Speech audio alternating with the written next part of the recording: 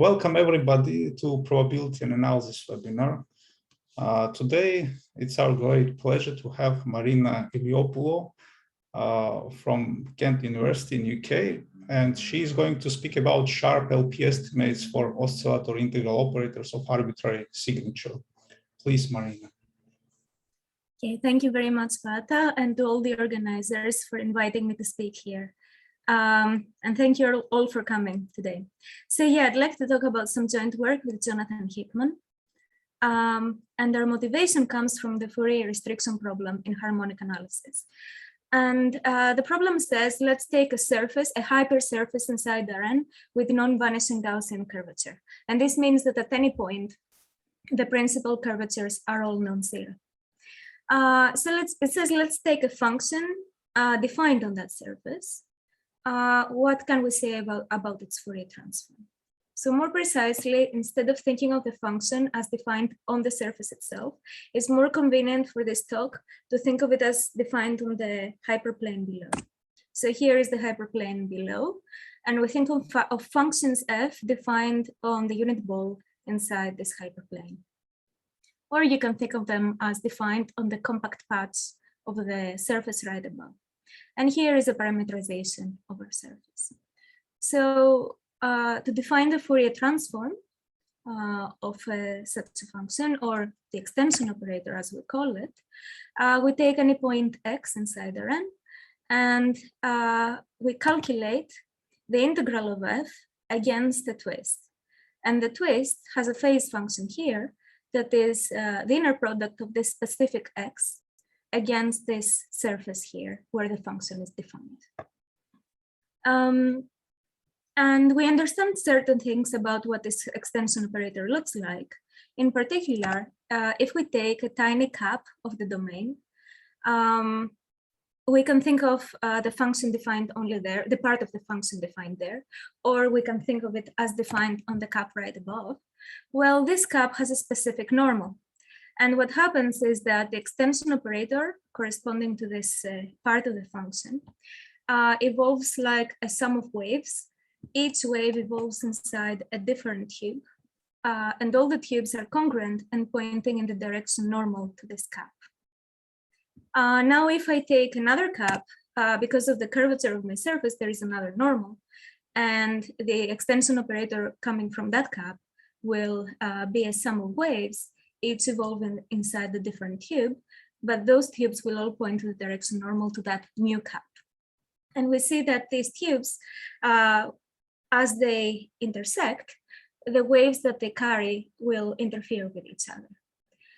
The conjecture is that this interference of the waves when they meet is in principle very destructive. And in fact, so destructive that the p-norm of the extension operator is controlled by the p-norm of the original function for a very wide range of exponents, even though the extension operator is defined on a higher dimensional space than the original function. And it is very easy to see that this LP to LP estimate holds for p equals infinity, and it fails for p equals 2. And the point is to see what is the lowest p for which it holds. Okay. So that is the restriction problem. And it's helpful, again, for this talk to think of everything as localized inside the big ball of radius r. And we want to show estimates for the arbitrary ball of radius r, no matter how large the radius is. Okay. Well, what we are proving, part of what we are proving are improved restriction estimates in the case where the surface is a hyperbolic paraboloid. So specifically, we prove better restriction estimates for hypersurfaces with intermediate signature. What do I mean by that? Let's take a surface again with non-vanishing Gaussian curvature, as we said, but this time we're looking at the signature of the surface, which is the number of positive principal curvatures minus the number of negative principal curvatures at every point.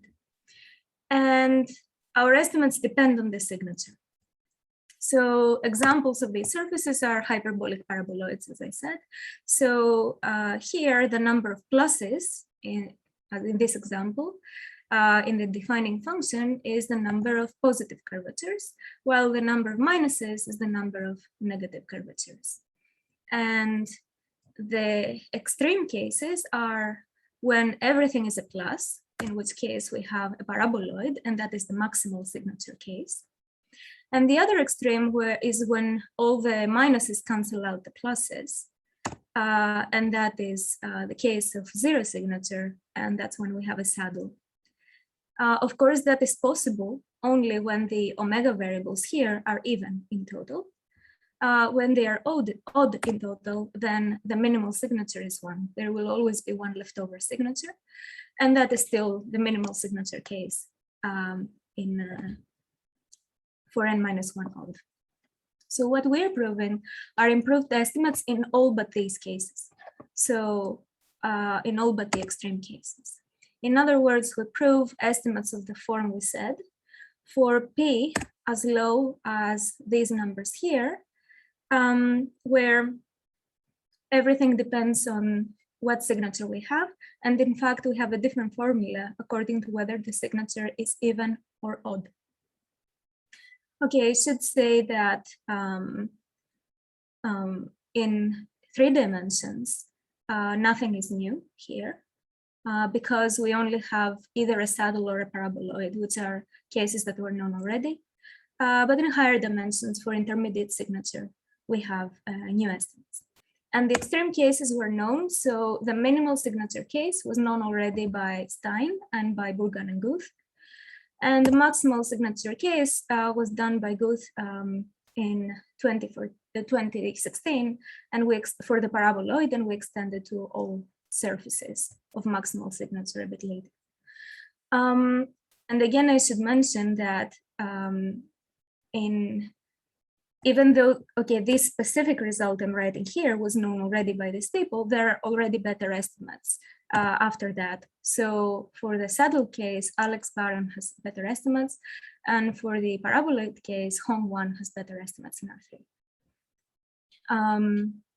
Okay, so it is a little weird though that we are proving estimates here that depend on the signature, because the restriction problem itself has nothing to do with the signature of the surface, as it's stated. It says that something should hold, the same thing should hold for all hypersurfaces of non-vanishing Gaussian curvature. So why do we even introduce signature?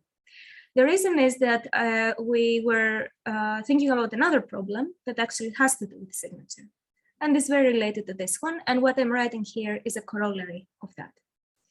So that problem was said by Hermione. So I repeat here what the Fourier restriction conjecture is.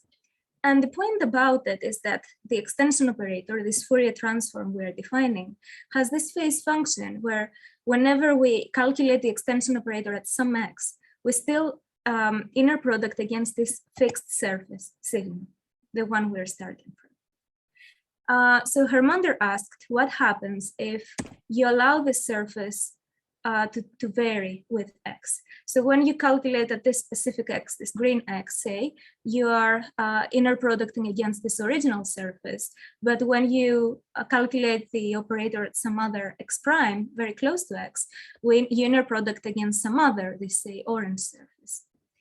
What happens if you allow the surfaces to smoothly vary as x varies, and as long as they still all have non-vanishing Gaussian curvature? So what kind of estimates do you get for these kinds of operators? Well, there are some strong similarities with the extension operator. In particular, we still have a wave packet decomposition. Only if you look at a little cap now, like before, above this cap, you have several normals as the surfaces vary. So what happens is that the operator that corresponds to this cap evolves in waves in tubes that are curved. The waves evolve in tubes that are curved instead of straight. If I take another cap, again, I have a family of curved tubes that this cap gives rise to. And these tubes come only from the phase function, not from so they only have to do with the varied surfaces. Okay, and Hermione asked for these operators, if we still have the exact same estimates, LP boundedness properties, as for the extension operator, where the tubes are straight, or in other words, where the surfaces are fixed. I'm not being very precise when I say that the phase function is this one, this inner product. This inner product will actually be the first order Taylor expansion of our phase function. We allow more general phases than the one I have here. Okay. But roughly speaking, this will be the phase. Okay. So this was the question. And here's some historical context about it. So Harmonizer asked in 73 if this is the lowest P for which we have this LP to LP bounds for these general operators under the general assumption that the varied surfaces have non-vanishing Gaussian curvature. This exponent is very close to 2, as you see. And Stein showed at some point that you can get very close to that. So this exponent P for which he showed the estimates is just slightly bigger than the one Hermione suggested, only it has a +1 in the numerator. So it was surprising when Bourgain showed that you cannot do any better than that, in the sense that in odd dimensions, there exists a phase function always. In other words, a set of varied surfaces, if you like, such that the corresponding Harmonizer operator is not LP to LP bounded for any P smaller than this Stein's exponent. So this is the better you can do in the full generality of Harmonizer operators. Now, a bit later, Bourgain and Guth showed that you can do better in even dimensions, but that is again sharp. So this is the best you can do. But if you study these examples, these sharp examples of phase functions, you notice that the varied surfaces have minimal signature in both cases. So in those dimensions, and then even dimensions the same. Okay, so what we are proving in this work is for any signature. So if the signature is a bit larger, you can get a bit closer to Hermionez's bound. If it's larger, even closer. And we get all the way up to maximal signature, which is the case we had dealt with in 2017. Okay, so this is the full picture. Hermionez's bound is false. The closest you can get to it is when your varied surfaces have maximal signature. So they look very much like paraboloids. But as they start, and from paraboloids, they start looking more and more like saddles, you get further and further away from Hermionez's conjectured bound. Okay, so this problem seems to have everything to do with signature, unlike the original restriction problem. And this is the result. We prove the picture I showed you earlier, the theorem I showed you earlier, we actually prove it for Harmonizer operators according to the signature of the varied surfaces. Okay, are there any questions so far? Okay, I assume my connection was unstable for a moment, so please interrupt me if you haven't heard something. Okay. So there are clearly some big differences between Harmonizer operators and the extension operators. So as soon as we move from fixed surfaces to varied surfaces, something very weird is happening sometimes. And let's explain why this may be the case. So let's start in both situations with a function whose mass is spread out in the unit pole. So we have, say, the magnitude of the function is always 1. The absolute value is always 1 everywhere. So its domain is a union of many, many caps. Now, what the extension operator will do is that it will take this mass and spread it out in space. Why? Because, as we see, the extension operator corresponding to each of the caps will evolve in a cube normal to the corresponding cap. And since above we see all possible normals because of the curvature of the surface, the cubes will point in all possible directions, the cubes that carry the waves, and they will point everywhere. So the mass, we can imagine it in time going in all possible directions, the mass of this operator. However, This is not the case for a Hermione operator necessarily. So let's start with the same function. Now the operator will take this mass and spread it out in some sense inside curved cubes. So it will be curved cubes that will carry the mass of the operator. But because they are curved, it is possible that they, instead of spreading the mass outward, further out, they instead tile a very low dimensional surface. So it is possible for all these curved cubes that carry the mass to cluster on a very, very low dimensional surface. So their union is some neighborhood of this surface. Okay, and this packing of these wave packets is possible no matter what signature we have. So no matter what signature the varied surfaces have on top of this picture, whether they look like paraboloids or saddles, it is always possible to find a phase function with those properties such that the cubes that it gives rise to cluster on such a surface. And this means that because the mass is not spread out, it's forced to live in very small space. And therefore it will have many peaks. And for that reason, the P norms will not behave so nicely anymore of this operator. It will have many peaks, so it behaves very differently to an extension operator, no matter what signature we have, actually. And it's even worse if the signature is low. So Bourgain showed that there are examples where the signature is 0, meaning the varied surfaces look like saddles. But even though the curved cubes concentrate on such a low dimensional surface, the waves that they carry are concentrated even closer to the surface than one would think. What do I mean by that? All these cubes are have the same width, okay? So I write it's r⁴ because I'm thinking of little cups on the left of reciprocal scale, of reciprocal radius, and everything lives in a big wall or radius r. In any case, they are all equally fat, these cubes. They're very fat, r is very big.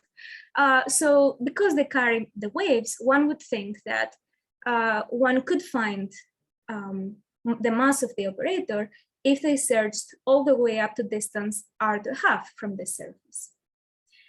However, the way these cubes overlap, it is possible for the waves to cancel out a lot further out and to instead pile up together a lot in the middle. So if the signature is 0 at the beginning on the left picture, it's possible for the mass of the operator to actually concentrate in a neighborhood of width 1 of the surface and to be very small further out. So this means that this mass, which is supposed to normally spread out a lot, now is forced to live in even less space. So there are many more high peaks for this operator than one would expect. And that is why for 0 signature, you get even worse estimates than for maximum signature. And what happens is that the higher signature you get, the more this high mass concentration is prevented. You will still have packing of the cubes close to the variety, but there will be directions transverse to the variety along which the mass is very evenly spread out and not very thinly packed, very close to the variety. I'd like to explain this with the example of the paraboloid and the saddle, but is there anything I could explain better for now? Okay. All right. So I'd like to explain how, even for extension operators, there is a guarantee that there will be some equidistribution, as we call it, of the operator transversely to variety up to some big distance, while for a saddle, you cannot guarantee that at all. Okay. So here is the paraboloid in 3 dimensions. And I'm taking here a vertical plane, for example, and I'm taking wave packets that are clustering there. So it's a situation where I have wave packets clustering close to a variety, okay? A plane is a variety of low degree. And I have a situation where my wave packets are clustering there. What I want to show is that the mass of the operator, so the mass that together these wave packets carry, can be traced up all the way up to distance equal to the width of the tubes out of the variety. So it's not extremely extremely packed, more closely to the variety than one would think. Okay, so, and this will follow from an uncertainty principle. And to do that, I need to understand what kind of function gives rise to these wave packets. I want to see where my function is localized on the paraboloid on the left in order to understand what kind of uncertainty principle I have on the other side. So let's try to understand that first. Which caps do these tubes come from? Okay, to understand that, I need to see what kind of tubes a given cap can give. So let's take the arbitrary cap. What tubes can come from it? So the extension operator coming from this cap, in which tubes, in what direction do the tubes have that carry the waves corresponding to it? Okay, so the direction is the normal right above. And the normal, that's important here, is the cap itself, comma -1. So the point is that when you take the gradient of the defining function, you get the cap itself.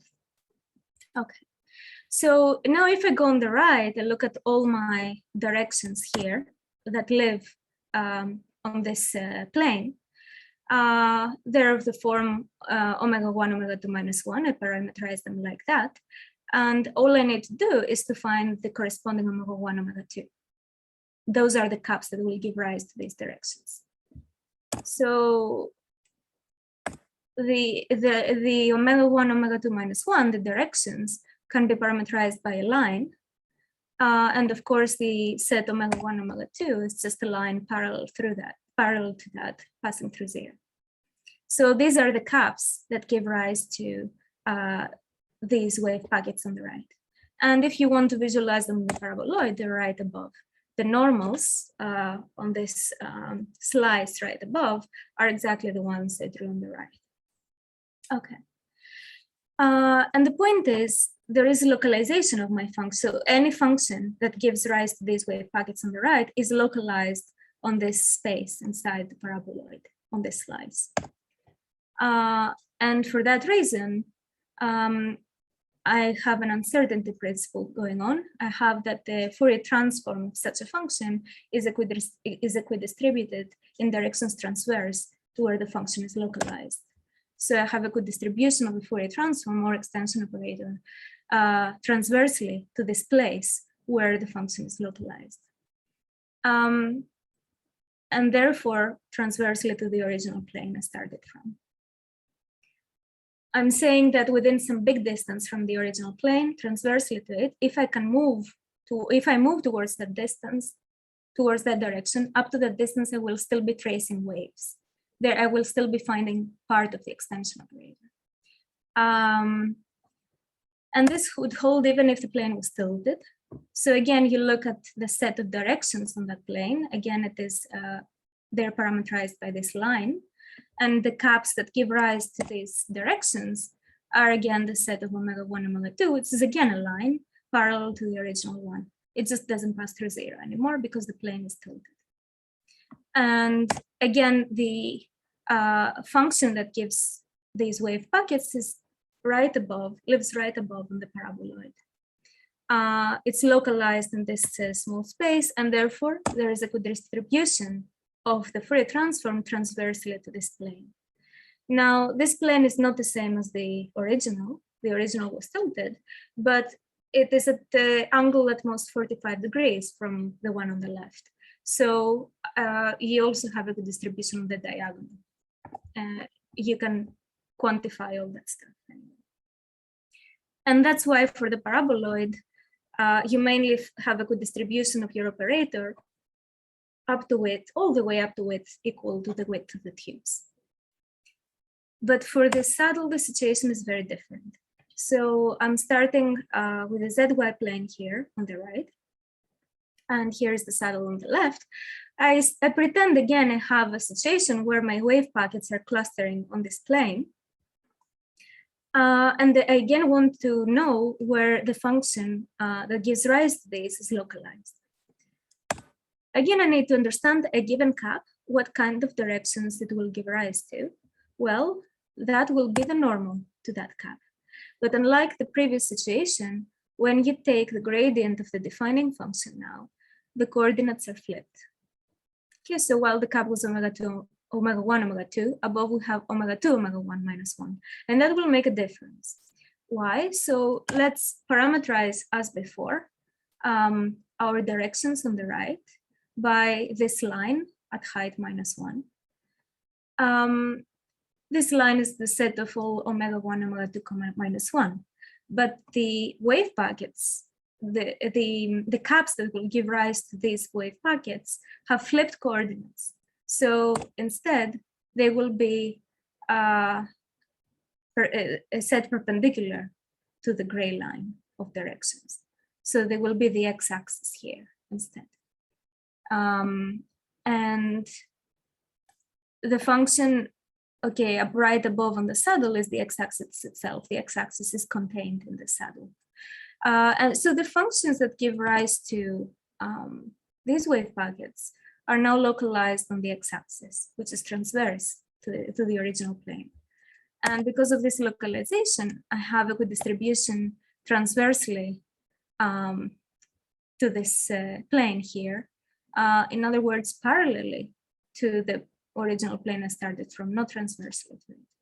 So I cannot guarantee equidistribution in the directions I want. And okay, it's not true that the extension operator conjecture, it's not true that the extension operator conjecture will fail in this case because of that, but because of this phenomenon for curved tubes, instead we do have failure of estimates. Okay, so mainly as the signature starts to increase, so from a saddle we move towards a paraboloid, fewer directions, fewer coordinates are flipped. And that means that, you know, the gray space and the red space here on the right are not transverse, not fully transverse anyway. And that allows for some equidistribution in some directions. Okay, so this is one way in which signature plays a role in this problem. But there is another way. So that has to do with the process, the whole process we follow to get our estimates. So the process is the following. You get some estimates that we call multilinear, then you plug them into a method developed by Bulgar and Guth, and that method spits out linear estimates, meaning estimates for the extension operator like the ones we said, or for the Harmonizer operators. And this, the multilinear estimates themselves, as well as the conversion process, they are all signature dependent. So I'd like to explain that a little bit. What do I mean by multilinear estimates? So the idea is that you want to take your surface and chop it up in smaller caps. You hope to understand the contribution. The idea is if you understand the contribution simultaneously for many different caps, maybe you get somewhere. And here is what you do. The kind of estimate you're looking for is of this sort.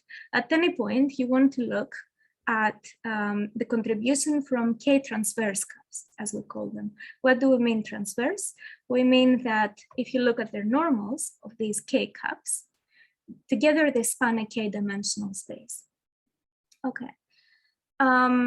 So for any cap like this, we consider functions defined on those caps, and we are aiming for estimates of this sort, where on the left, we have a geometric mean of the extension operators corresponding to the different K caps. And this geometric mean, the size of this geometric mean is controlled by the geometric mean of the two norms of the functions. We are aiming for such estimates. And the conjecture that was stated before by John Bennett for the maximal signature case for a paraboloid but we adapt it to any signature, is this. So according to the level of multilinearity, meaning according to the number of caps of transverse caps you have considered, which could be from 1 up to n, you cannot have more than n transverse caps in Rn.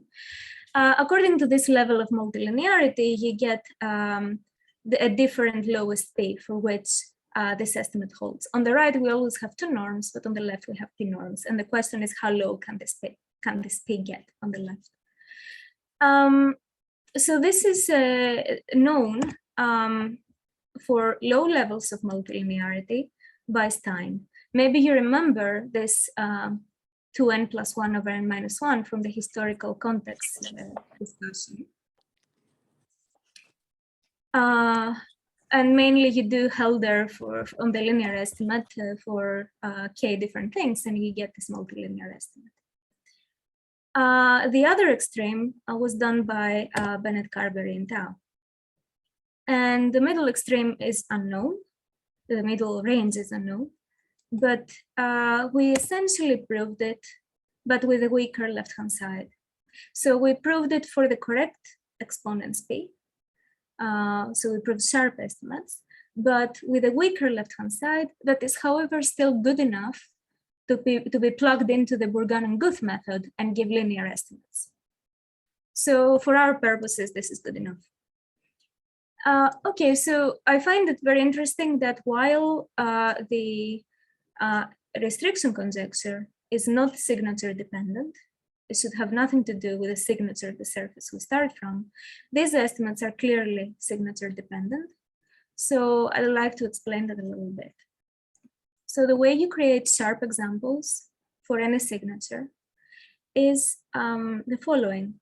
You tensor out examples for the two extremes. So examples that give the Bennett-Carberry-Tau exponent, which actually have nothing to do with the signature. They can be found in any surface. And you tensor those with examples that give the Stein's exponent, and in the case of a saddle. Okay, so if you have a mixed signature surface, the hyperbolic part of it, you fit it into a Stein type example, and the elliptic part of it, you fit it into a Bennett-Carberry-Tau example, and you tensor out those two to get an example for your case, and show sharp situations for the middle range. Okay, so how would you do that? So let's see examples in the two extremes.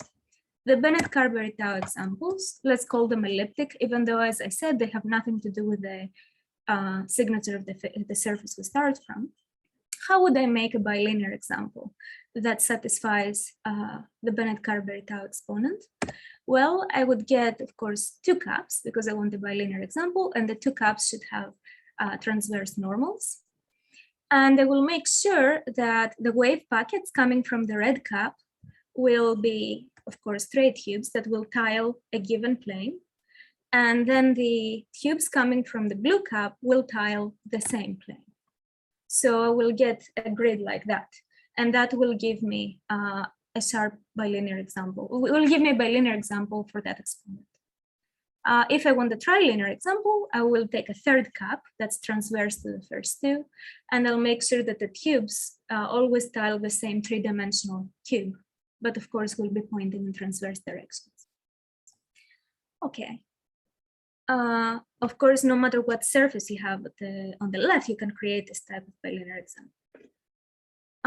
But the saddle example is more interesting, the one that will give me Stein's exponent. So let me try to create a completely different bilinear example that cannot be LP to LP bounded for an p smaller than the Stein exponent.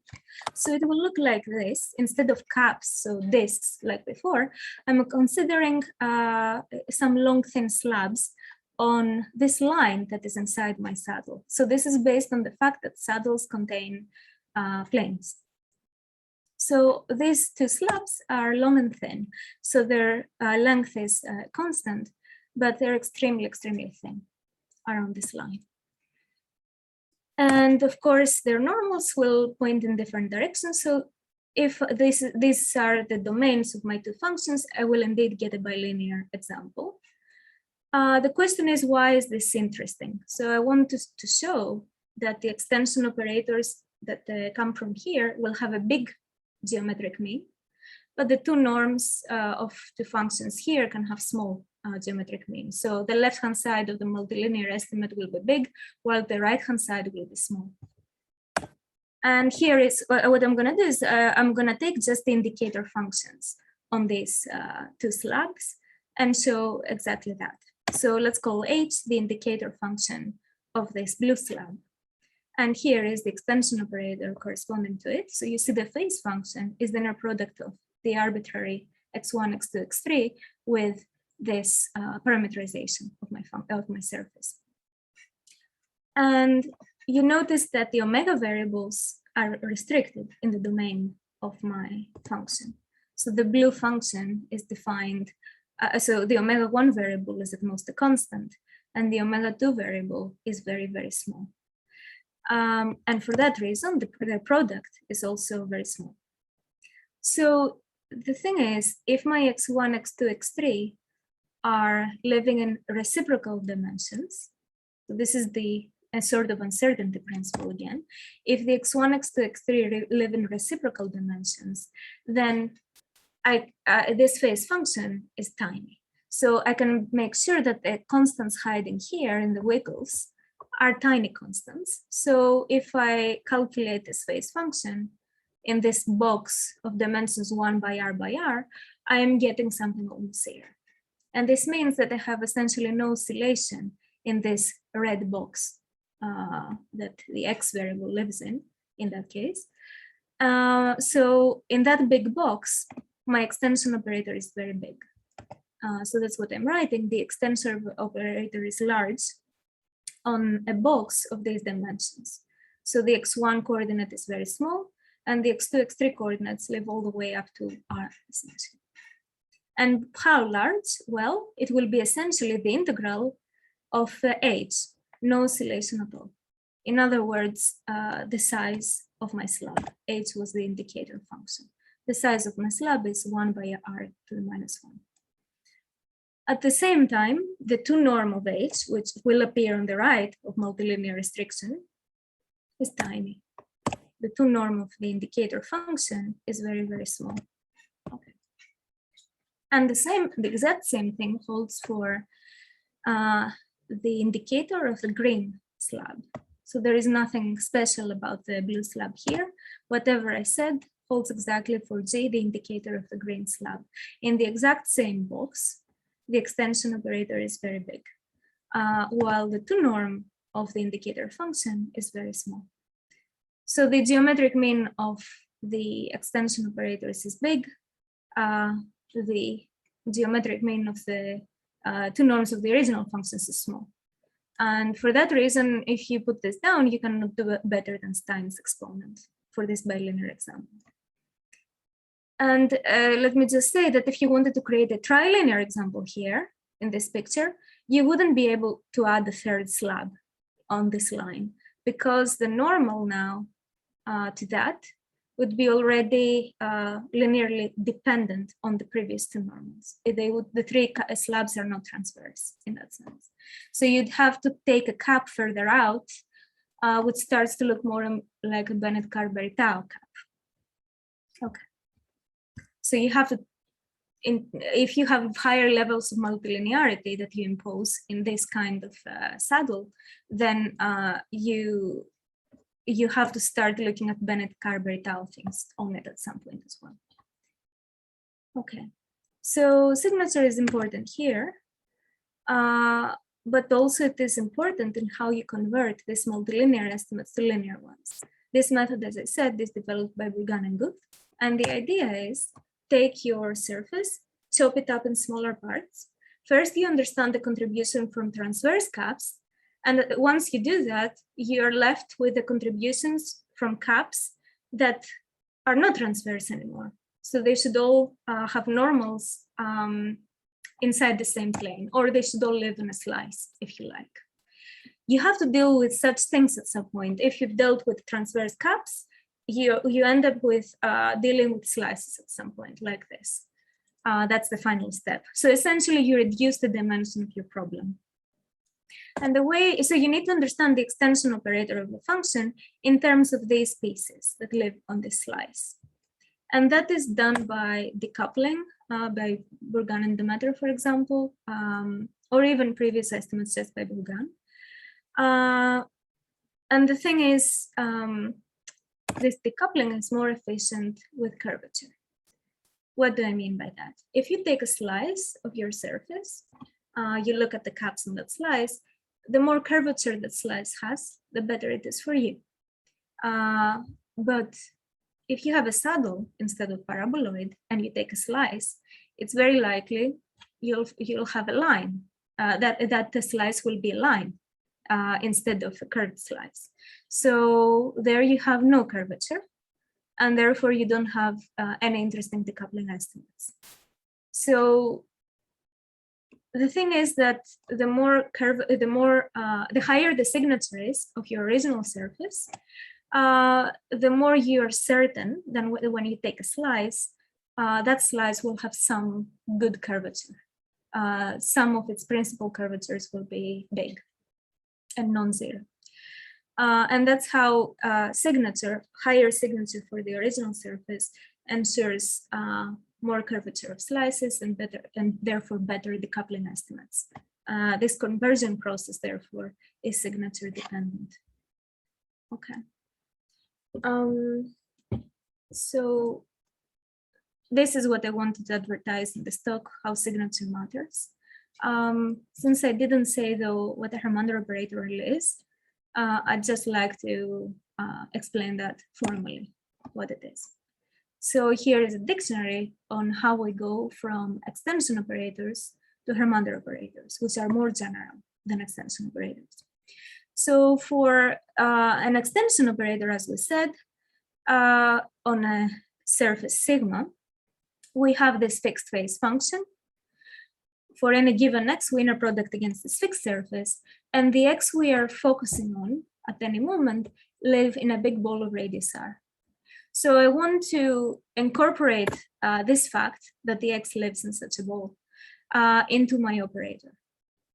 And for that, I introduce a cutoff function.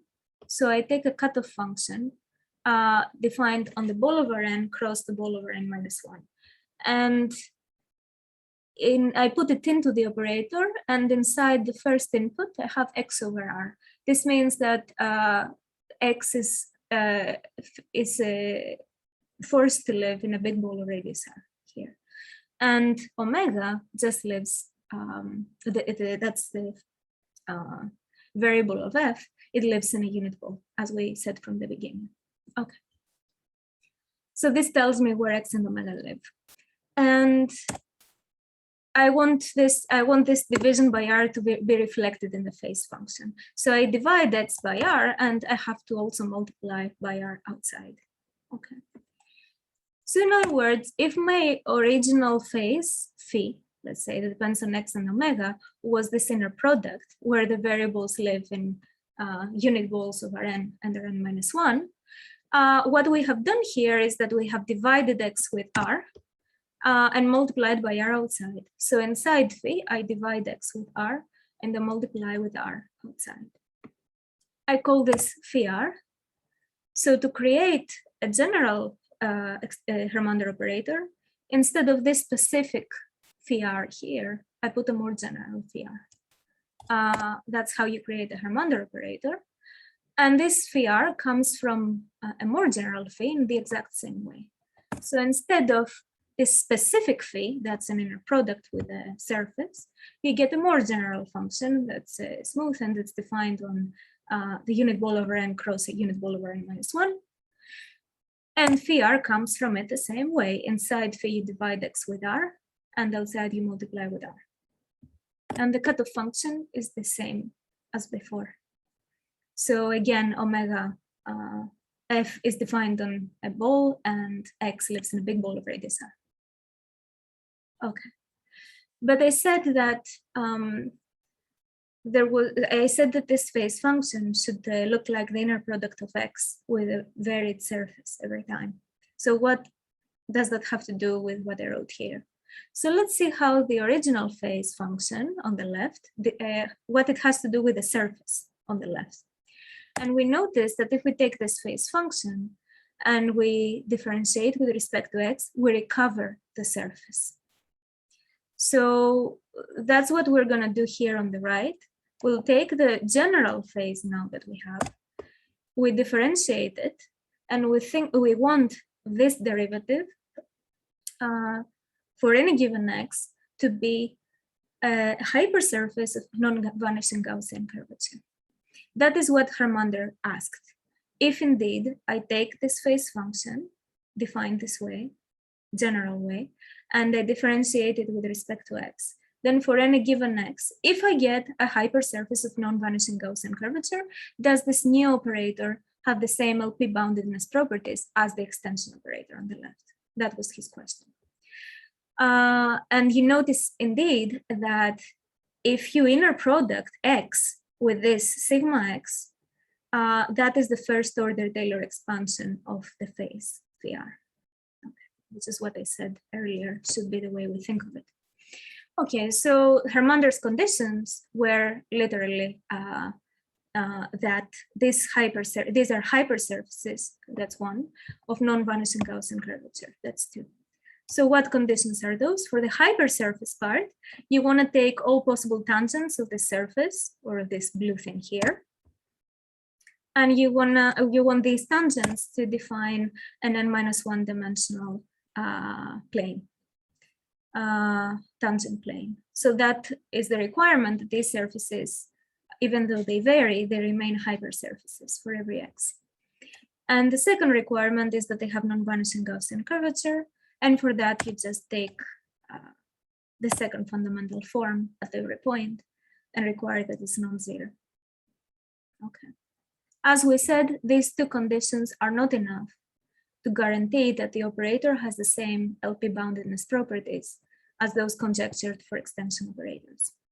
So what we proved is that if additionally you call sigma the number of positive minus the number of negative eigenvalues of this second fundamental form here, then you get the estimates I said you have earlier for extension operators corresponding to hyperbolic paraboloids. Already they were known by Stein, Bourdain, and Booth, but yeah, for intermediate signature, these are new. Okay, so this is what I wanted to say. Thank you for listening. Sorry if it was a bit too fast. It was a great talk. Thank you very much, Marina.